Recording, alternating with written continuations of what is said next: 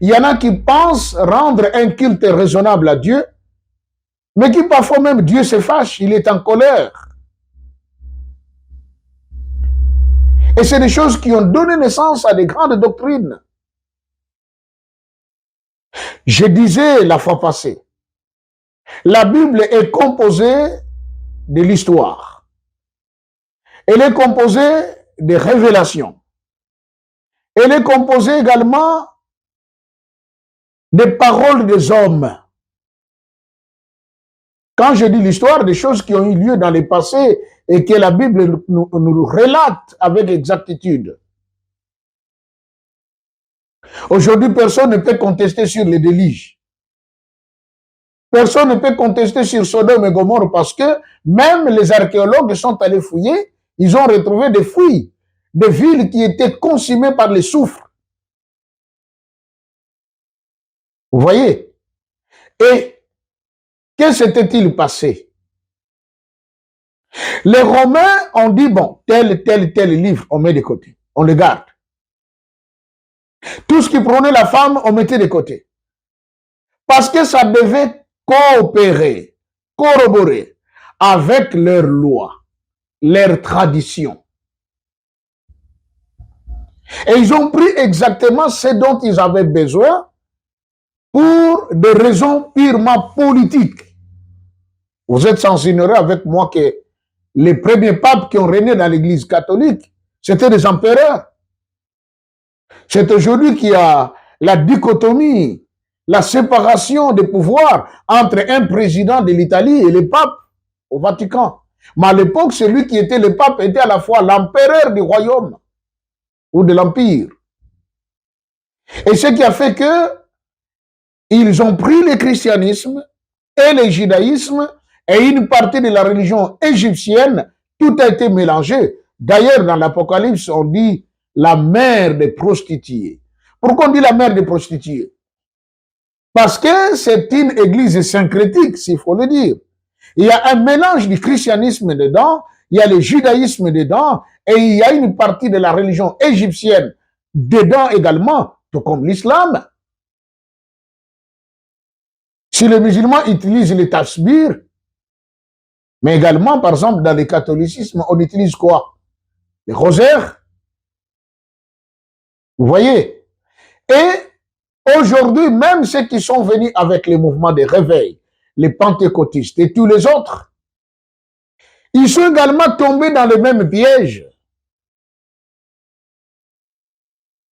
Je disais que la Bible est composée des paroles divines, ou les paroles révélées, les paroles inspirées. Il y a les saintes écritures là-dedans, que Dieu lui-même a écrites de sa propre main. Et il y a aussi les paroles des hommes.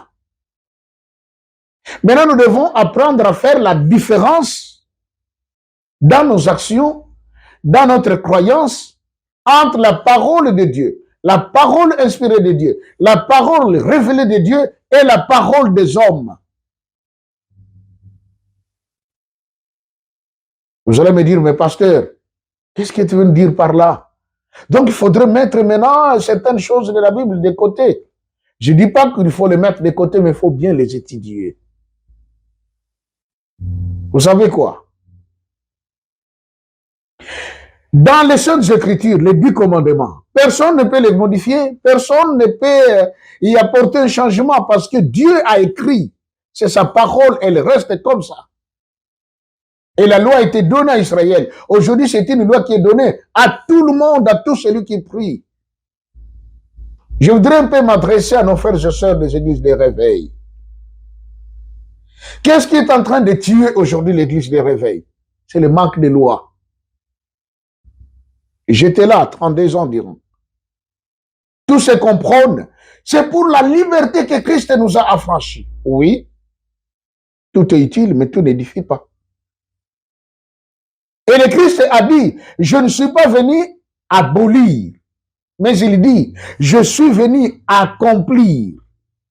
Il n'a pas aboli la loi, détrompez-vous. Exode chapitre 20, 1 à 17, Deutéronome 5, 1 à 19, c'est toujours en vogue jusqu'aujourd'hui. Dieu avait dit à Moïse, cette loi, c'est une loi perpétuelle. Quelque chose de perpétuel, sorti de la bouche de Dieu.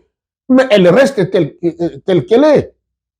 Mais aujourd'hui, on a pris les lois, on les a mises de côté. Et nous nous contactons de quoi? De la grâce.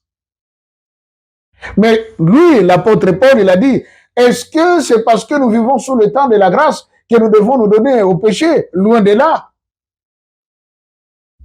Vous voyez? Le manque de considération de loi divine. Religion, histoire, culture, science.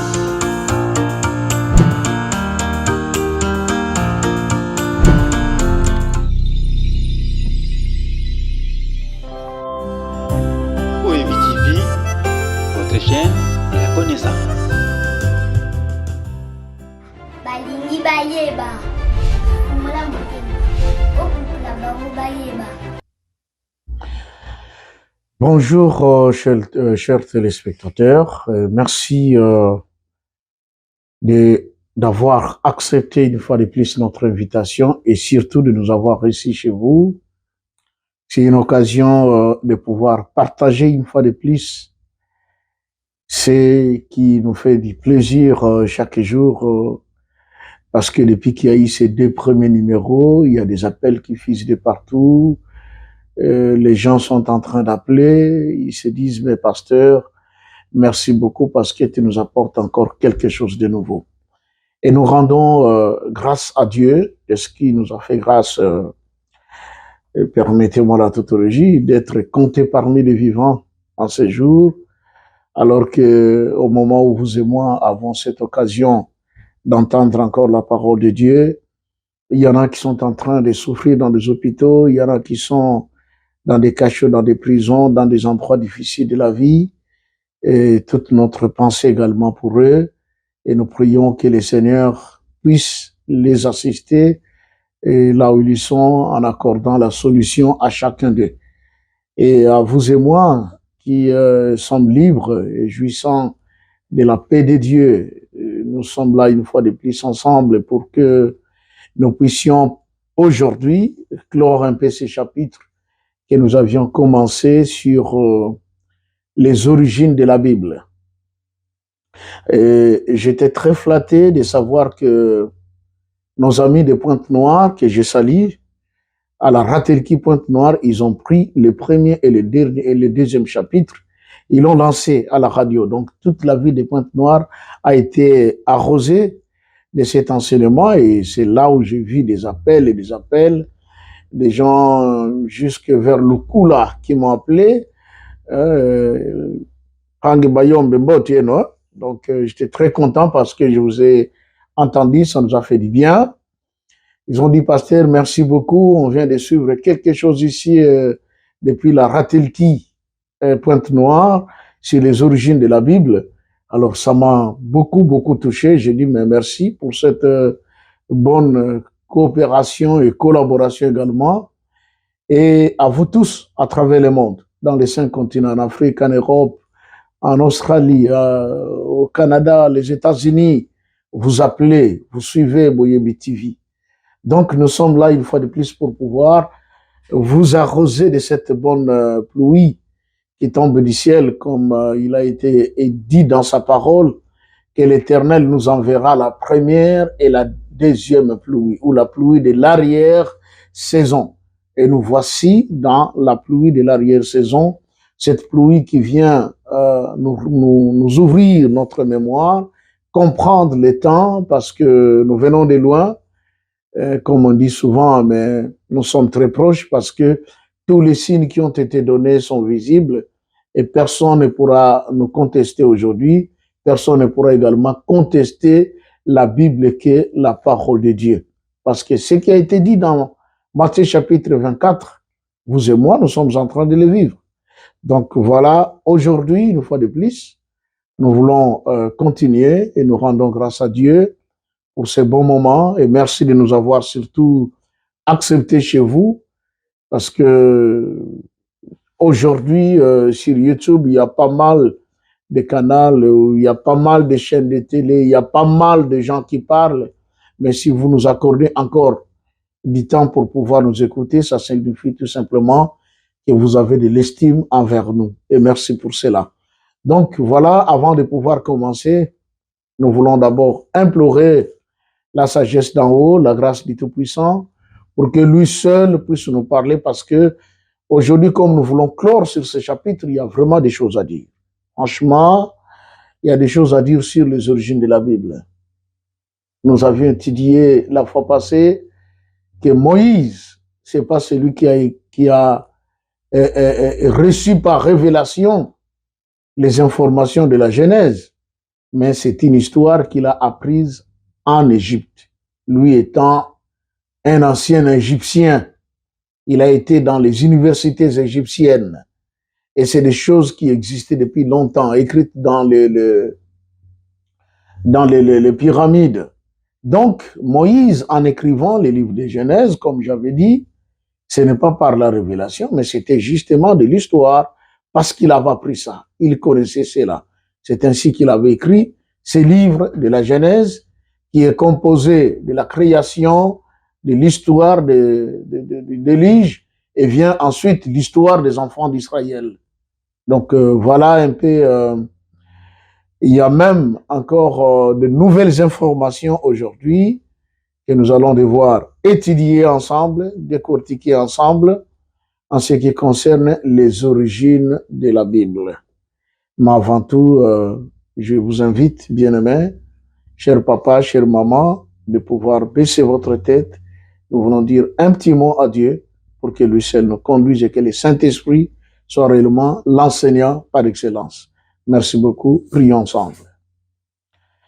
Au nom du Père, du Fils et du Saint-Esprit. Dieu notre Père, Jésus-Christ notre Seigneur et Sauveur, Saint-Esprit, le consolateur par excellence. Nous voulons encore en ce moment inviter ta sainte présence au milieu de nous. Car il est écrit, sans toi, nous ne pouvons rien faire. Viens et parle au travers de nous. Manifeste encore ta grâce et apporte-nous ta connaissance. Car tu as dit, vous connaîtrez la vérité et celle-ci vous affranchira. Nous voulons être totalement affranchis afin de mieux te servir. Voilà pourquoi nous demandons ta sainte présence et que tu nous accordes ton intelligence et ta sagesse, que chaque mot de nos lèvres soit une occasion pour nous, Dieu, de pouvoir exprimer réellement ta volonté auprès de ton peuple. Sois béni pour le début et la fin, au nom du Père, du Fils et du Saint-Esprit. Amen. Merci beaucoup, bien-aimés. Je disais que la fois passée, nous avions parlé sur les origines de la Bible. Et nous avons vu pas mal de choses concernant ces origines. Aujourd'hui, les pasteurs, les évangélistes, les gens de presque partout, ils appellent. Ils disent, mais pasteur, c'est vrai, on apprend des choses nouvelles, des choses qu'on ignorait, des choses qu'on ne connaissait pas. Et là, nous sommes en train de découvrir. Et je rends grâce à Dieu parce que ce qui se dit n'est pas nouveau. Il y a également des gens qui ont suivi ces histoires depuis beaucoup de temps. Comme j'avais dit, notre frère Gims, qui a essayé de dire une certaine vérité sur la vie antique de l'Égypte. En tout cas, les gens se sont donné la peine de vouloir le lyncher. Pourquoi? Parce qu'il est en train de corriger l'histoire. Mais tout cela doit arriver. Parce que le livre de Daniel nous dit, dans les derniers temps, l'intelligence du plus grand nombre s'ouvrira. Et ceux qui font d'autres sciences nous ont dit, nous sommes à l'heure du Verseau, l'heure de la grande lumière, où toute vérité cachée sera dévoilée. Donc, acceptons le fait que la vérité soit rétablie. C'est la vérité qui peut mieux conduire ce monde. Si nous allons continuer à conduire le monde par les mensonges, nous n'allons récolter que les chaos. Mais si c'est la vérité qui sera établie, alors la vie sera à tout le monde. Et comme avait dit le Christ lui-même, je suis venu afin que les brebis aient la vie et qu'elles l'aient en abondance. Pour que nous ayons l'abondance de la vie, nous devons marcher dans la vérité. Et nous sommes à l'heure de la vérité. On ne peut pas continuer à cacher ces choses qui longtemps sont restées comme des énigmes. Mais si nous arrivons à les découvrir aujourd'hui, cela nous aiderait à mieux marcher pour le reste des temps encore que Dieu nous accorde. Alors, pour aujourd'hui, comme c'est le tout dernier chapitre sur les origines de la Bible, je voudrais faire une petite marche en arrière. Si vous venez en République démocratique du Congo, mon pays, que j'aime tant, et si vous êtes également en Angola, tout comme au Congo-Brazzaville, vous apprendrez l'histoire d'un certain peuple qu'on appelait les Mindele-Ndombe. Mindele-Ndombe, c'est en langue Congo. Mundele signifie le blanc. Ndombe signifie le noir.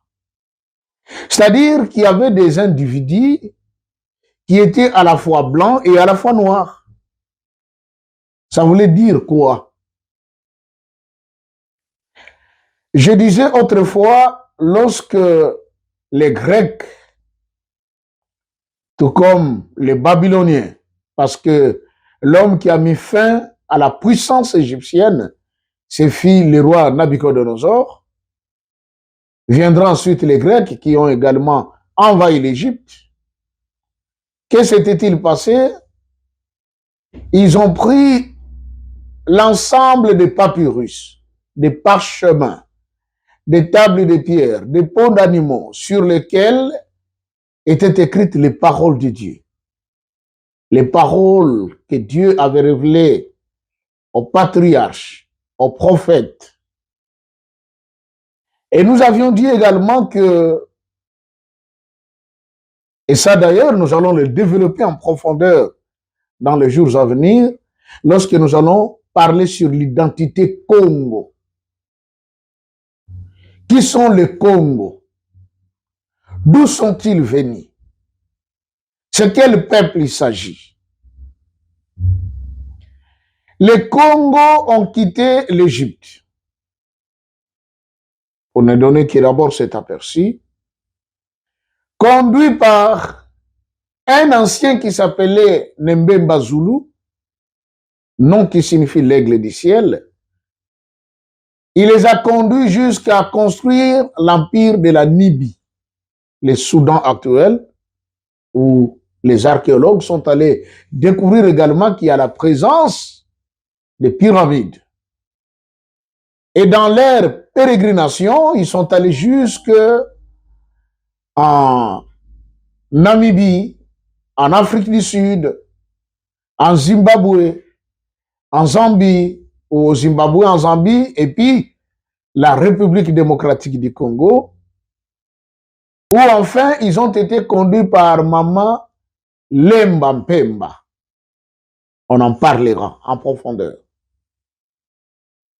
Maman Lemba les a conduits jusqu'à leur faire entrer dans la cité de Mbanza Congo. Et il y avait quelqu'un qui s'occupait de l'armée, Nkulunsi. Lui est entré par Matadi à partir de Noki, comme on connaît, ceux qui connaissent la ville de Matadi. Et voilà, lorsqu'ils ont pris maintenant Mbanza Congo, ils se sont dit, nous devons mettre en place l'administration et la politique. Va naître donc le royaume Congo, dont une grande partie de la population est en Angola, au Congo-Kinshasa, au Congo-Brazzaville, un peu au Gabon et une partie au Cameroun. Mes frères Yaoudi, dont le pays a été transformé ou traduit par Yaoundé, la capitale, qui ne sont autres que les descendants de Juda. Et avec un peuple qui les avait suivis, on sait que quand Israël était sorti, il y a un peuple qui les suivait, qu'on appelait le peuple Amalek, Mais si vous allez au Cameroun, vous allez les retrouver. On les appelle les Bamileke. Donc, les Israélites, les Isolélés, en bon terme, en quittant la Palestine, ne sont pas allés en Europe. Ils se sont dirigés tout droit en Égypte, où ils ont rencontré leurs frères et sœurs qui habitaient déjà depuis, parce que quand Moïse était sorti, tout le monde n'était pas parti. Quelques-uns étaient restés. Et lorsqu'il y a eu également la première attaque en Israël, il y en a également qui avaient fui en Égypte et d'autres sont allés en déportation à Babylone. Et quand le roi Antiochus Épiphane de la Syrie va attaquer également les royaumes du Nord qui étaient composés de 10 tribus, dont la capitale était la Samarie, c'est que bon nombre d'Israélites a été également emmené captif en Syrie. D'ailleurs, pour ceux qui sont des bons lecteurs de la Bible, vous retrouverez l'histoire de Tob et Tobie dans la Bible de Tob. Ils étaient là-bas en Syrie, mais c'était le peuple d'Israël, ou les Isolélés, parce que le mot Israël veut tout simplement dire Isis est fils du dieu Ra. On a essayé d'embrouiller l'histoire. Mais de son vrai nom, il s'appelait Isolélé. En langue Congo. En français, ça signifie « Je t'ai choisi, toi ». C'est au travers de lui que Dieu a accompli sa mission sur la terre. La promesse qu'il avait faite à Abraham, à Bayam. Et donc voilà, ce peuple qui était en Syrie, du nombre desquels d'ailleurs, va se retrouver Paul de Tarse, l'apôtre Paul dont on parle. Ah, Paul a écrit, Paul a dit, ou aujourd'hui d'ailleurs, nous allons étudier ça, une bonne partie des enseignements de Paul ont créé des doctrines. Mais on dit que Paul venait de Tarse, c'est-à-dire en Syrie. Et quand il est arrivé en Israël, il a été traité comme un étranger, mais Paul dit non, moi également je suis israélite, de la tribu de Benjamin. Et un jour, quand il a été devant Agrippa et les autres rois de l'Empire romain, on voulait le juger. Il dit, est-ce que vous pouvez juger un citoyen romain comme moi? Pourquoi? Parce qu'en ce moment-là, tous ces pays étaient sous la gouvernance romaine. Et du coup, l'apôtre Paul était à la fois israélite, syrien et romain. Ça, nous devons le savoir. Et alors, quand cet homme qu'on appelait Diego Cao, dont le nom signifie le dieu des chiens, Diogo Cao, c'est-à-dire on nous a considérés, nous les Isolélés, comme des chiens, et lui était devenu notre Dieu. Et c'est de cette manière d'ailleurs qu'on a corrompu nos ancêtres en donnant librement les pouvoirs dont ils étaient détenteurs. Et depuis ce temps-là, depuis 1482, que ce monsieur est venu découvrir l'embouchure du fleuve Congo aujourd'hui, que le royaume Congo a commencé à connaître son déclin, sa décadence. Or, déjà en 1453, 51, 52, 53, il y avait un prophète dans Banza Congo qui s'appelait Nembouela, qui avait déjà prophétisé en disant « Peuple, faites bien attention, parce que l'Éternel, Dieu Tout-Puissant, m'a parlé que sous peu viendra ici dans ce royaume des hommes aux cheveux lisses et à la peau des albinos, mais quand ils ne viendront pas pour le bonheur du royaume, mais bien au contraire pour nous détruire les royaumes. » Malheureusement, à l'époque du roi Nzingaku, ils n'ont pas prêté attention à cette prophétie.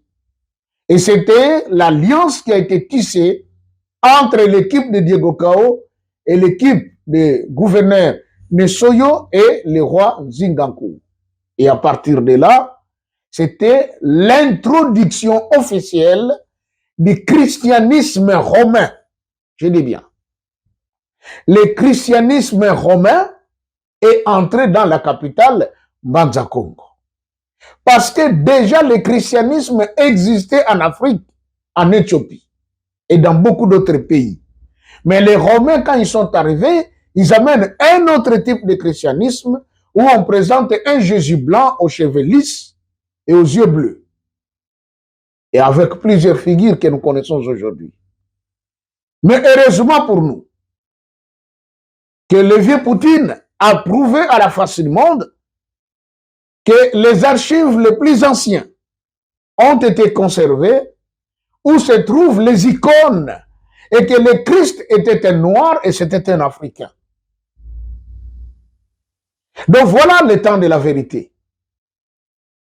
Et quand ces gens sont arrivés dans la capitale, Mbanza Congo, ils vont baptiser le roi, tout en enlevant d'ailleurs son nom de Zingakou, il devient João Ier. C'est-à-dire, il va adopter le nom du roi du Portugal. Au Portugal, il y avait João. Vous venez encore en Angola, il y avait un João Ier. Et le jour qu'on va baptiser les rois, au lieu que ce soit par immersion dans l'eau ou qu'on jette une partie d'eau sur sa tête, mais l'on avait pris de la cendre qu'on a placée sur sa tête. En disant pour lui, c'était un baptême spécial. Or, en réalité, c'était là la domination spirituelle. Et à partir de ce moment-là, le Dieu tout-puissant qui marchait avec nos ancêtres s'est rétracté.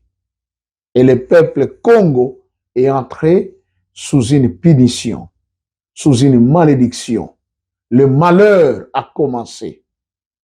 Et c'est là qu'on va nous prendre tout ce qui avait comme statut de valeur ou qui avait un certain pouvoir.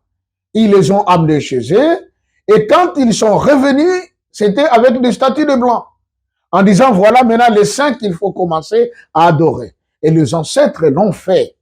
Et d'ailleurs, c'est des statues qui existent jusqu'à aujourd'hui dans beaucoup de cathédrales, beaucoup de temples. Les gens continuent à les adorer. Alors que la Bible que nous lisons nous dit, tu ne te prosterneras pas devant ces choses faites de main d'hommes.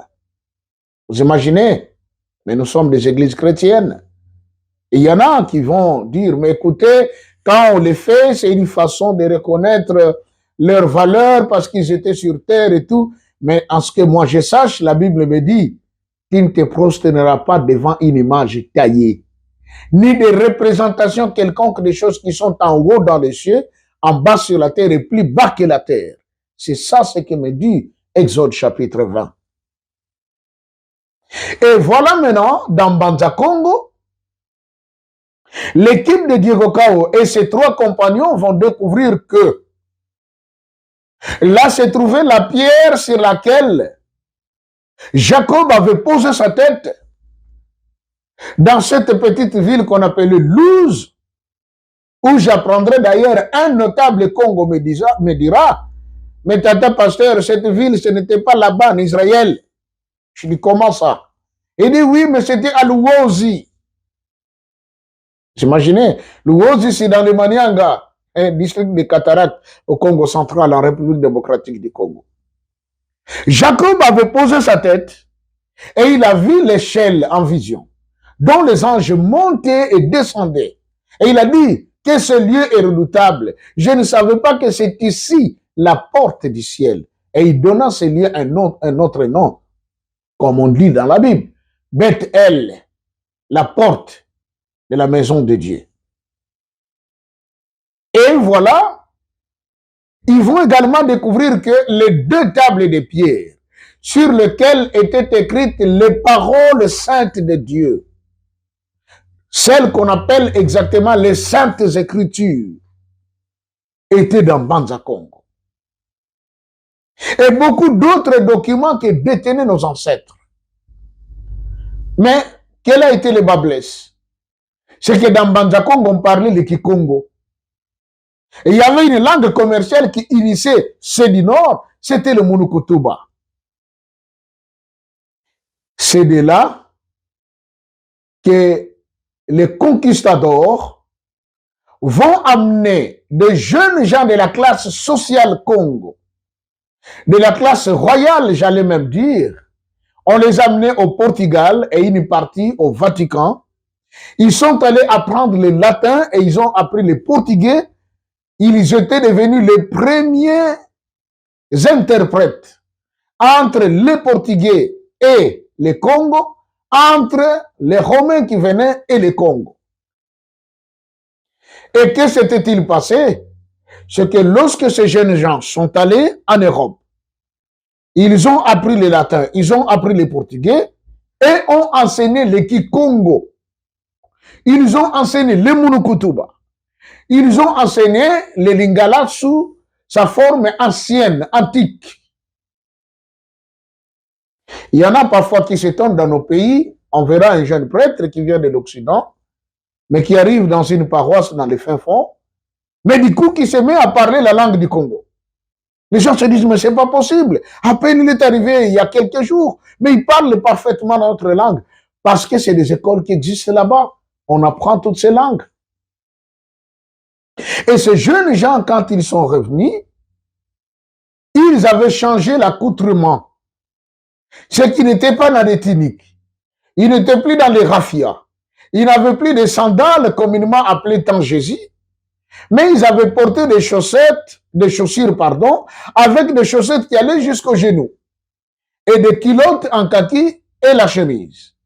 Et quand ils sont rentrés dans Banza Congo, le peuple Congo, voyant ces jeunes gens, ils ont dit, waouh, mais ils ont changé, ils ne sont plus comme nous, ils sont devenus comme des blancs, ils s'habillent comme des blancs, ils portent des chaussures, et en Kikongo, chaussures, ça s'appelle Ntsamputu. Ntsamputu, ça veut dire la marque des pauvres. Ntsa, marque, Mputu, les pauvres.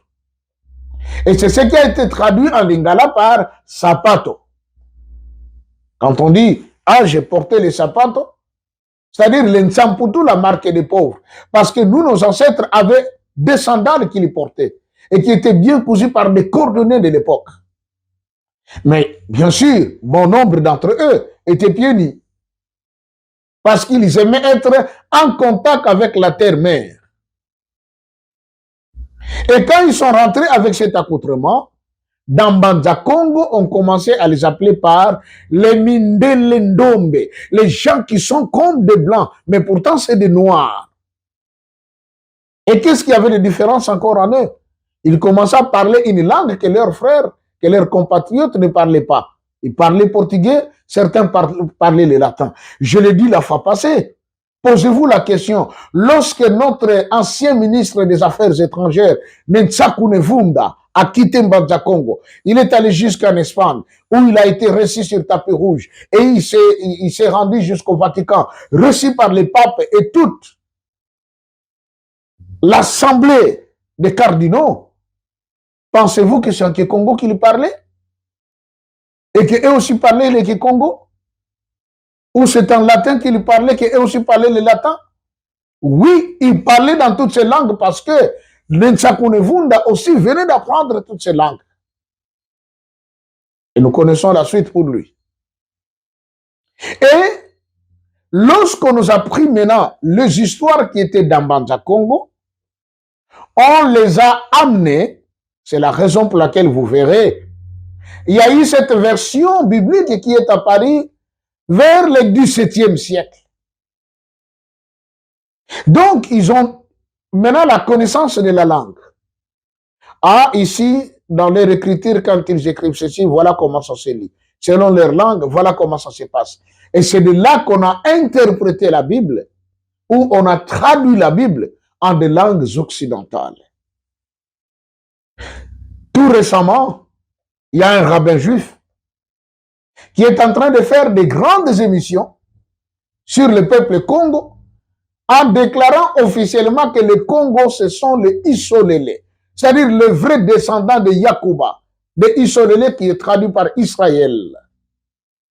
Mais il a dit quelque chose de grand, il dit, on est allé découvrir à Lovo l'ensemble des lettres qui composent l'alphabet hébraïque. Mais Lovo, c'est ici dans le Congo central, chez nous, en République démocratique du Congo.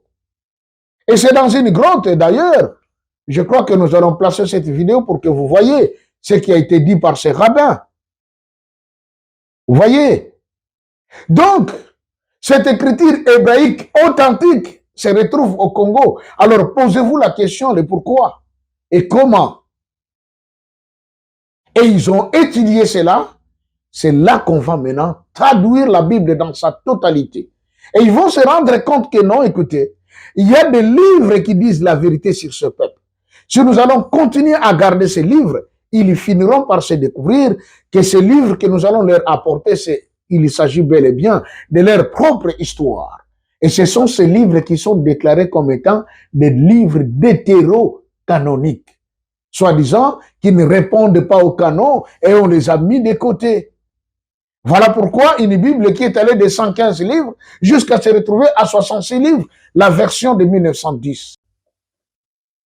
Alors, donc vous voyez,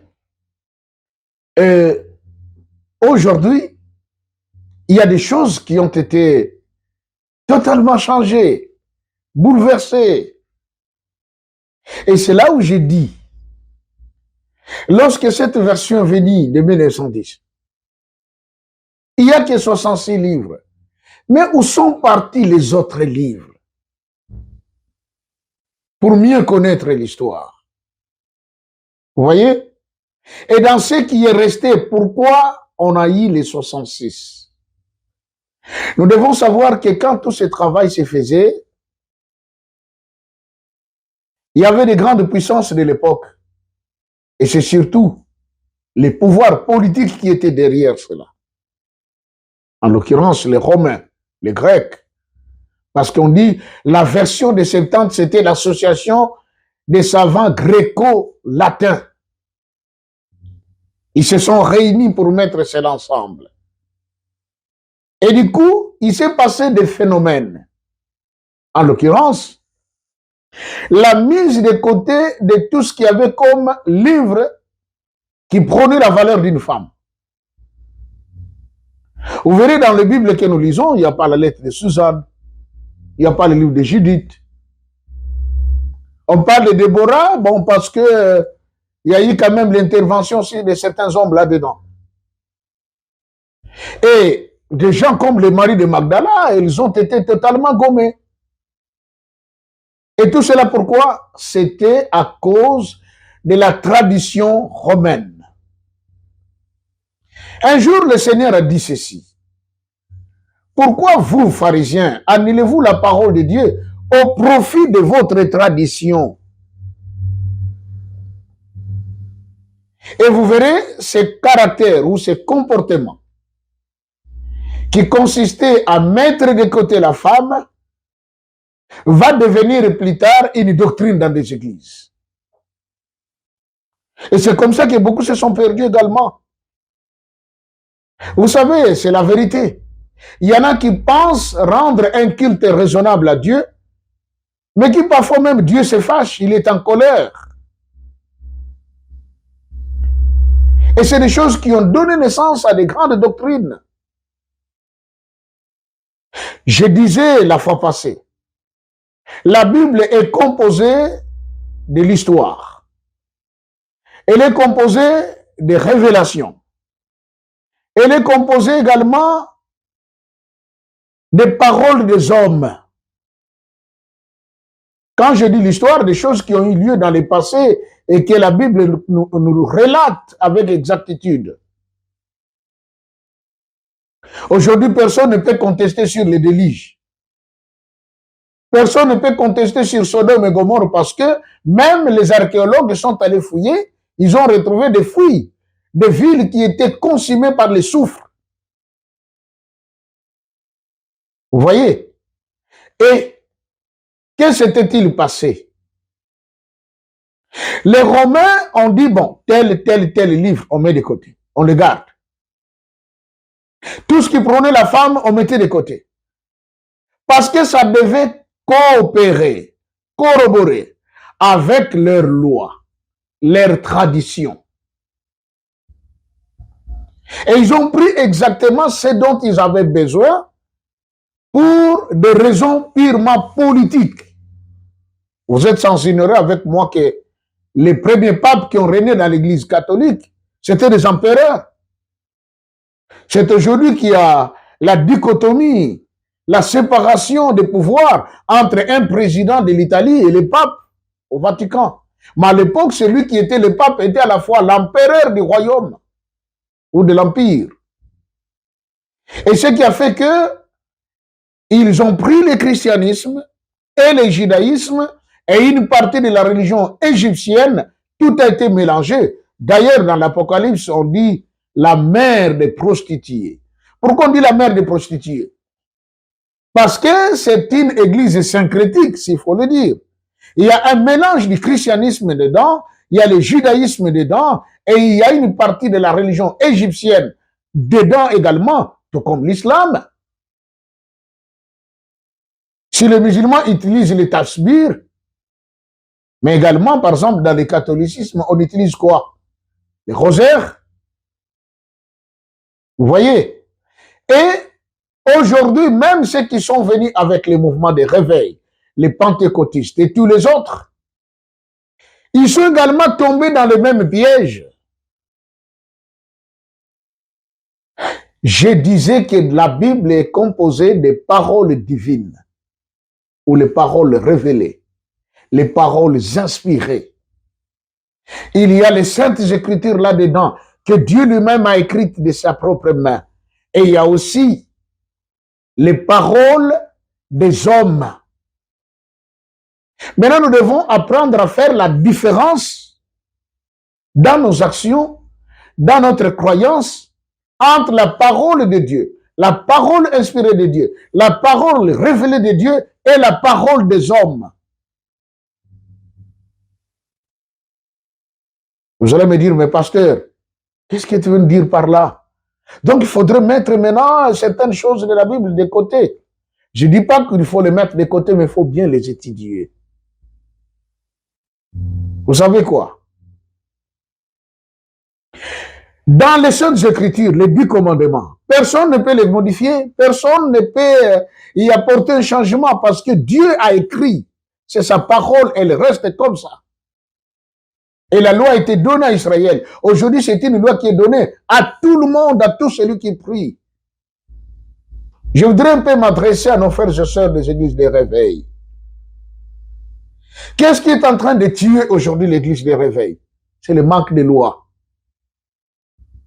J'étais là, 32 ans environ. Tout ce qu'on prône, c'est pour la liberté que Christ nous a affranchis. Oui, tout est utile, mais tout n'édifie pas. Et le Christ a dit, je ne suis pas venu abolir, mais il dit, je suis venu accomplir. Il n'a pas aboli la loi, détrompez-vous. Exode chapitre 20, 1 à 17, Deutéronome 5, 1 à 19, c'est toujours en vogue jusqu'aujourd'hui. Dieu avait dit à Moïse, cette loi c'est une loi perpétuelle, quelque chose de perpétuel, sorti de la bouche de Dieu. Mais elle reste telle qu'elle est. Mais aujourd'hui, on a pris les lois, on les a mises de côté. Et nous nous contactons de quoi? De la grâce. Mais lui, l'apôtre Paul, il a dit, est-ce que c'est parce que nous vivons sous le temps de la grâce que nous devons nous donner au péché? Loin de là. Vous voyez? Le manque de considération de loi divine au sein de l'église de réveil a apporté le dérapage de sœurs qui viennent à l'église en collant, de mèches qui pendent jusque derrière les dos. Pourquoi? Parce qu'il n'y a pas de loi. Chacun est libre.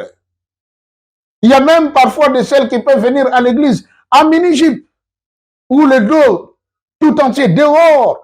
Tout ça, il vous dira quoi? Dieu ne regarde pas l'extérieur, mais Dieu regarde simplement l'intérieur. Détrompez-vous. C'est la même Bible qui dit, celui qui détruira ses corps, Dieu aussi le détruira. Parce que votre corps, c'est le temple du Saint-Esprit. Vous voyez?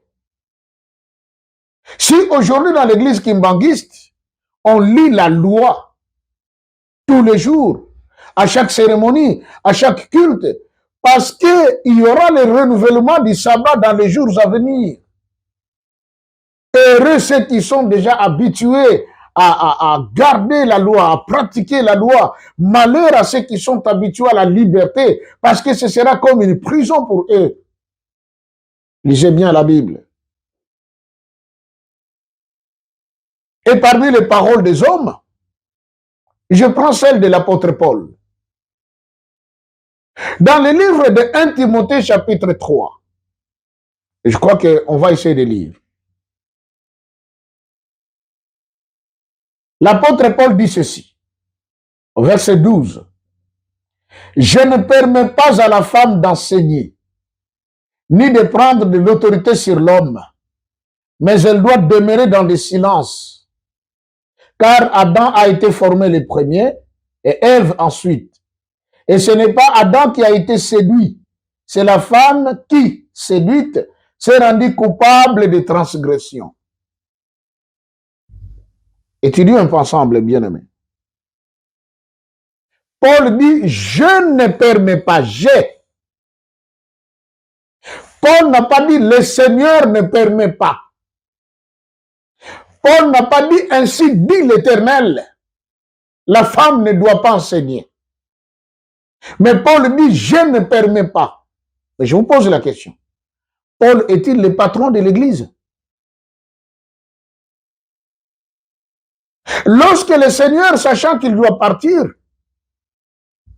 va réunir tous les disciples, il dit tout ce que vous lierez sur la terre sera lié dans les cieux. Et ce que vous allez délier ici sera de même délié dans les cieux. Il dit, Pierre, c'est à toi que je donne la clé. Moi, je pense que c'est Pierre qui pouvait bien s'enorgueillir. Mais nous devons savoir une chose. Qui était l'apôtre Paul? L'apôtre Paul était un pharisien. L'apôtre Paul était dans le judaïsme, docteur de la loi. Une loi qui marginalisait la femme. Une loi qui mettait la femme de côté. La femme était devenue une chose. Depuis qu'elle avait péché. À mon humble avis, moi j'avais pensé qu'il était mieux pour l'apôtre Paul, après avoir rencontré le Seigneur, de se plier d'abord aux pieds des apôtres. Apprendre le Seigneur aux pieds des apôtres. Il n'y aurait pas contradiction entre les paroles de Paul et celles de Pierre. Vous vous souviendrez que l'apôtre Pierre a dit, je vous exhorte à prendre avec beaucoup de prudence les paroles de notre frère Paul, car les personnes non affermies peuvent en tordre le sens. Pourquoi Pierre a dit ça? Parce que même Pierre s'était rendu compte que certaines choses que Paul disait étaient un peu compliquées par rapport à ce qu'eux avaient appris auprès du Seigneur. Paul n'a pas dit, le Seigneur ne permet pas. Paul n'a pas dit, ainsi dit l'Éternel. Mais Paul a dit, je ne permets pas, j'ai. Mais je vous pose la question, pasteur. Est-ce que l'apôtre Paul, c'est le patron de l'Église? Lui-même nous a dit que femmes, soyez soumises à vos maris, comme l'Église est soumise à Christ. Vous entendez? Et il dit, le mari est le chef de la femme, mais le Christ est le chef de l'Église. Donc, s'il y a quelqu'un qui doit mettre l'ordre dans l'Église, dans ce qu'il veut qui doit être fait et qui ne peut pas être fait, c'est le Seigneur lui-même. Mais l'apôtre Paul a pris la place du Seigneur. Il dit, je ne permets pas. Pourquoi il n'a pas permis? Parce que dans sa tête, il y avait aussi cette notion de judaïsme.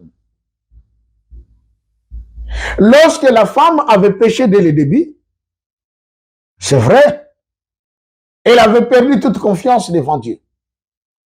C'est comme ça d'ailleurs que Dieu va officialiser la polygamie dans le livre d'Exode. Quelque part on dit, lorsqu'un homme aura pris une seconde femme, il retranchera en rien à la première, au droit conjugal et aussi à la nourriture et aux vêtements. Donc la Bible reconnaissait également la polygamie. Mais si vous venez dans Matthieu chapitre 19, les pharisiens sont venus tenter le Seigneur en lui disant, est-il permis à un homme de répudier sa femme pour n'importe quel motif? Le Seigneur dit non. Oh, mais Moïse nous a pris de donner des lettres de divorce à la femme lorsqu'il faut la répudier. Il dit, Moïse vous a demandé d'écrire une lettre. C'était à cause de la dureté de vos cœurs.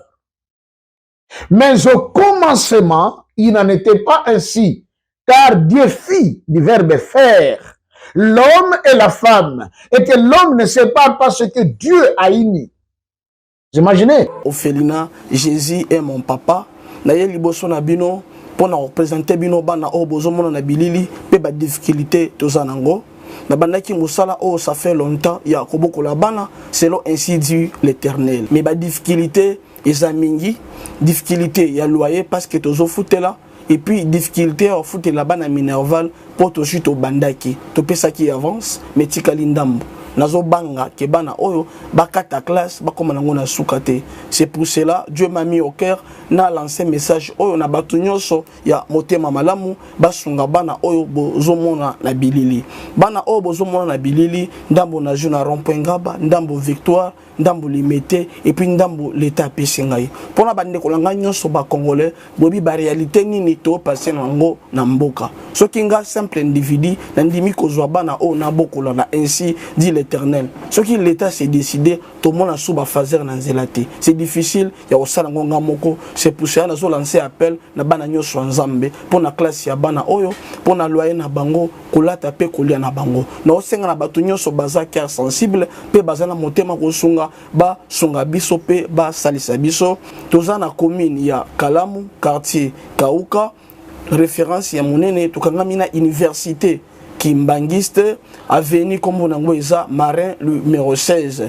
Numéro de téléphone à biso pour na bateau balingi ba contacter biso pour na ba détail mosusu isa plus 243 89 72 32 229. Zamba pambola bato nyoso ba ko assister biso. Merci beaucoup.